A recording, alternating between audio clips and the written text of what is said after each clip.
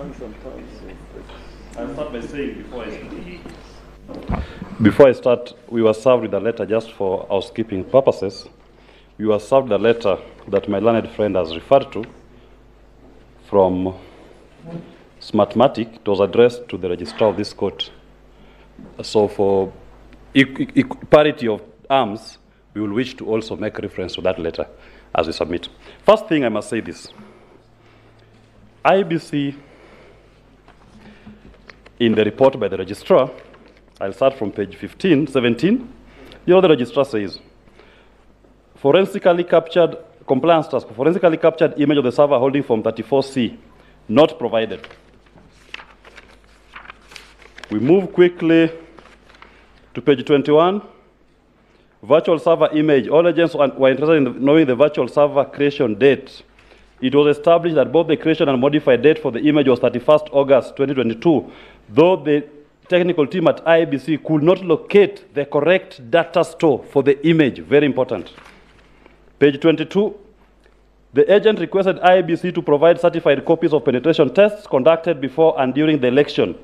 ICT director and IBC advocate provided certified penetration test conducted before the election. IBC advocate informed the applicants that IBC did not carry out penetration tests during the election period, citing penetration tests are not conducted during the election. That is very important, and I asked the court to find out why it's important to conduct penetration tests. At page 24, it was noted that the containers running in the virtual machine are actual computers. IEBC declined to share further details on the containers. Ask your expert why they refused, and they'll tell you. At page 25, what was the IEBC password policy on the server? The response, captured by the registrar. IEBC could not display for security reasons. Number 31, the agent wanted to know why the user says logs in from server 192.168.95.64. There was no proper explanation for this issue. The agent requested to know if the antivirus or anti-malware was installed. IBC did not respond. What am I trying to say? Just even from the basic information that was provided to the agents for the scrutiny, IBC successfully exposed how vulnerable our system was. And for the first year, IT students, I'll give you, they can take down note what IBC gave as the memory. The capacity of the server that was provided. Memory was 6.4 GB. Clock speed was 9.84 GHz. Hard disk was 300 GB. The server specifications that they provided us with is less than even the laptops that we're using here. That is what they are presenting to us, that they were hosting the entire election infrastructure in these elections. It was not possible. Why I've put that image? It's very important we know. I talked about the middleman. Diego Armando Camargo, distributing results. That is the person who you are not allowed to see.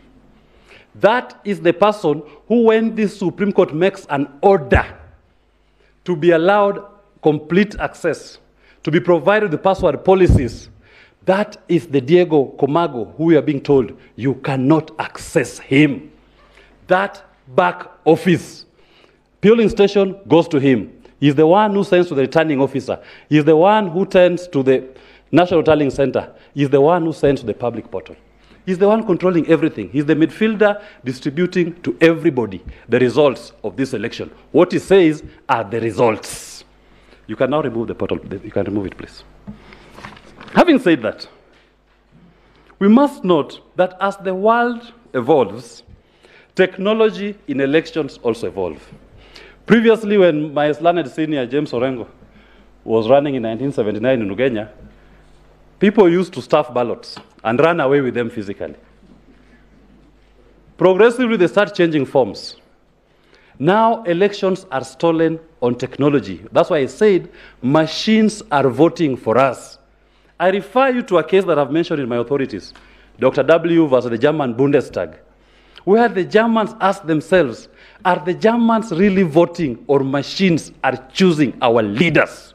And they said, if the technology does not meet the thresholds of our constitution, do away with that technology until it conforms. In this particular case, We've demonstrated through the registrar's report that the technology that we deployed in this election, even this Supreme Court cannot access it. This Supreme Court order was countermanded by the letter which I have referred to, dated 31st of August. We would like to clarify that such images contain software owned and copyrighted by Expertmatic and is thus IP protected. Providing full access will infringe our intellectual property rights. This court can make orders even to our most highest National Intelligence Bureau. And those intelligence agencies have provided to our courts under cover or confidentiality their intelligence reports. Why can't Smartmatic do it? Why are they ignoring the court order? Why are they saying we'll not give you? Then they go to Venezuela or wherever they are and keep it to themselves. Are we going to ignore it? I pray that we do not. If it reaches a point that elections are not transparent even to the Supreme Court, and I draw inspiration to the provisions of our laws that provide once a petition is filed, the entire infrastructure of that election, ballot boxes, ballot papers, forms, are submitted to the courts. Ask yourselves, have you been given access or have you been handed over to as a court the entire election infrastructure for the presidential elections 2022? The answer is no. It is in the hands of the Smartmatics, and they've said they shall not give you. Do what you want. On to the scrutiny. And I thank you very much, my lords and my ladies, for allowing my application for Form 34A, Book 2 of 2 to be provided. This is the reason why we asked for that form. And I'll show you the mischief of what happened. In 2017, the basic ground upon which this court was able to expose the irregularities was through the fake forms. Fake forms were used in the elections. Remember, ballot is the currency, forms are the returns of that currency. What did Chebukati do in this election? He decided to print genuine forms in excess. He printed deliberately without a commission resolution genuine forms in excess in all the 46,000 polling stations. They were not needed. What did he end up doing when the party agents raised it? Mr. Chebukati proceeded to send them to all the 46,000 polling stations. All those 46,000 genuine universe, you are now another set. What has the scrutiny disclosed to us? It has disclosed to us that 50% of Book 2 was used. I had requested that we be given Book 2 in the entire country. And the court in clarification said, limit it to the polling stations in Ms. Celestine's affidavit. And I took it. It has confirmed what I believed actually happened. Mr. Chair, please point us to the report where that is captured. No, the reports, oh, sorry. The numbers are found from page, the registrar has not given you the tabulation of percentages, but from page 175. You see, the submission you're making comes from the report. Yes. So we'd like to find from the report where that 50% appears. That's okay, the 50%, if you look at from page 175, sorry. It gets to 50% when you add them. You must do the addition. There are 27 polling stations. In the report? The word 50%? Yes. I can mention the polling stations. But it's not in the report, it's your calculation. My calculation, yes, it's my calculation. It's my calculation based on what the registrars found. Like if you find, for example, Kakamega High School, there was no form provided. For Book 2 was never provided. Bomet County, Gorgor School, polling station 2, not provided. Kasagik Primary School, polling station 1 of 1, forms not provided. St. Joseph Kapkerich Primary School, the form was used. Chesentum Primary School, form was used. Kamwai Primary School, form was used. So if you add up from the registrar's report, they come to 50% of those forms that went out. Now, to explain it in a layman's language, because this is very important that we understand. It's like saying, I have printed for every polling station 700 ballot papers. But let me print an additional 700.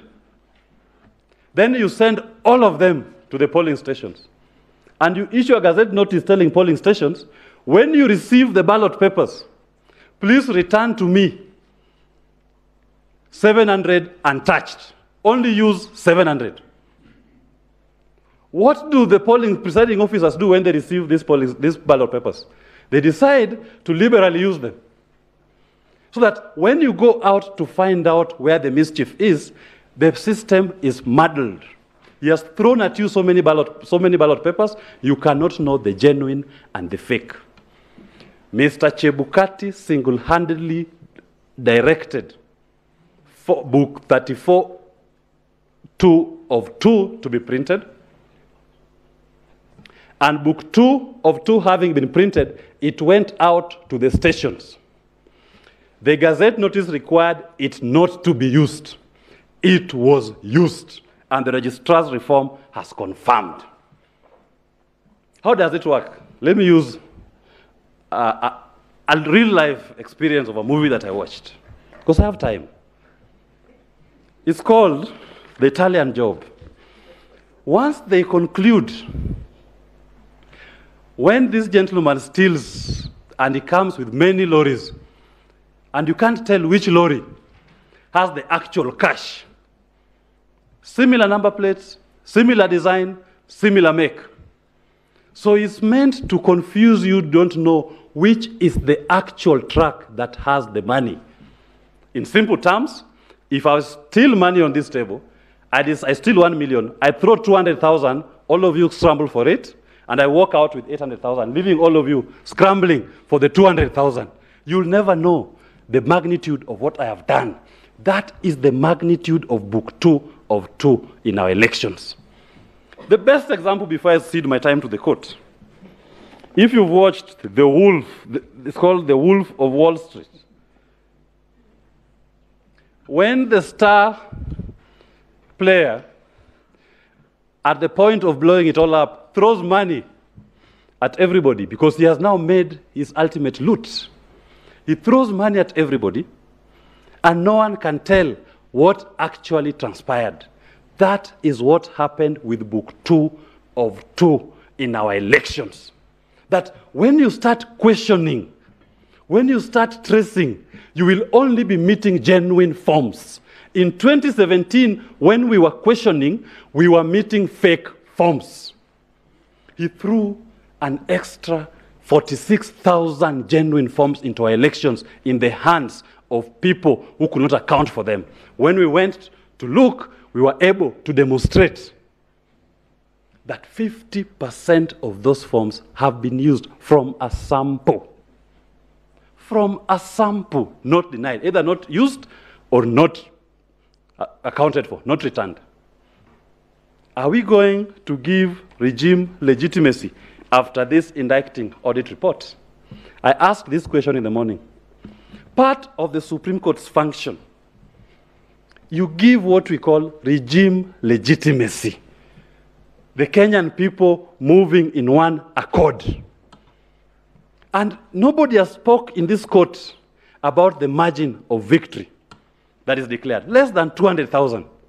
After all these muddled figures, after all these illegalities, are we going to say that let us ignore them and give a regime legitimacy to one of the players? I urge you not to ignore your registrar's report. This is too damning. This has confirmed to you that at the end of this process, the only person who could answer the question where the punk was going to land was Wafula Chebukati himself. It was not the instruments that were deployed for the conduct of the elections. I thank you very much for the opportunity to appear before you. Thank you for listening to me. And I thank Justice Wanjala today. He didn't respond when I did my monk. And I donate my time back to the court. Thank you. You also did not sweat, so we are okay.